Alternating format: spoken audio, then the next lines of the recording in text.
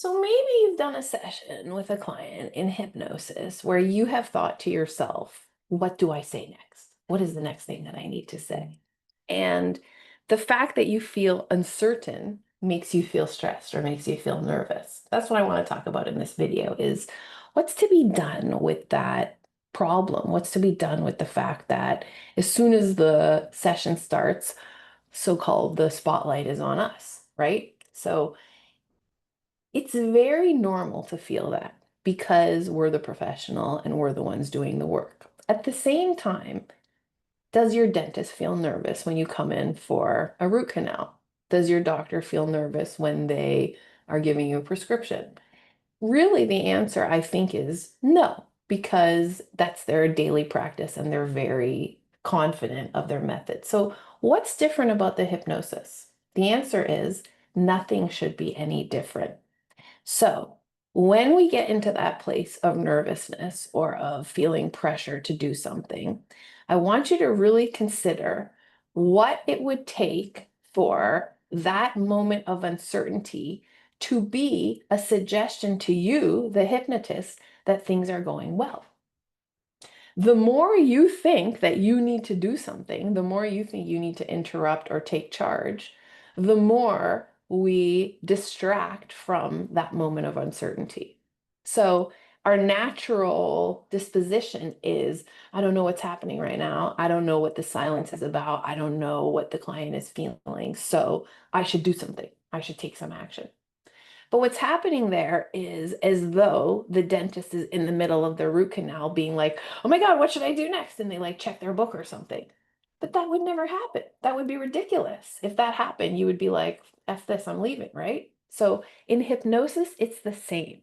Same idea. The dentist analogy holds. We must not escape the moment of stress. We must not escape the moment of tension. We must not escape the uncertainty. The uncertainty is itself a suggestion to the client to go deeper. The maturity of the hypnotist is more and more important as that depth emerges. By maturity, I mean your ability to withstand that uncertainty, your ability to withhold your immediate willingness to interrupt or interfere. So, the measure of conversational hypnosis going well has everything to do with your bandwidth for holding that space where the client themselves can further inquire into their own mind and into their own subconscious. So, what I want to say in this video essentially is instead of allowing that moment of what to say next, what should I do next, set you into a tailspin or set you into self-questioning or self-doubt or even set you into some kind of formula or suggestion. I want you to really observe yourself in that moment and ask yourself, how can I maintain this? How can I sustain this to allow more possibility?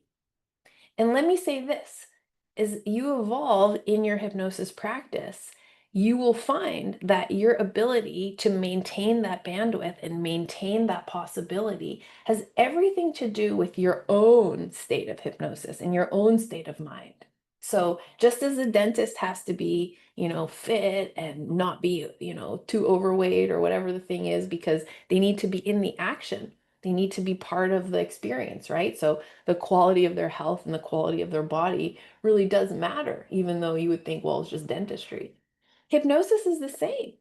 The tuning and calibration of your own body and of your own nervous system is itself the energetic transmission of what's happening in the session. So if you want to be able to hold on to that uncertainty, if you want to be able to hold on to that opportunity, it's super important that you yourself have a nervous system that's prepared for that. Even if the client is upset, even if there's crying, even if there's a reaction, we still want to be able to maintain that focus on it's not about me. It's not about me interrupting them right now. It's about me allowing and inviting. So your maturity as a practitioner is reflected in the ability you have to really hold on to the unknown. I mean, it's about as zen as that can be, right? You're the unknown. is the magic.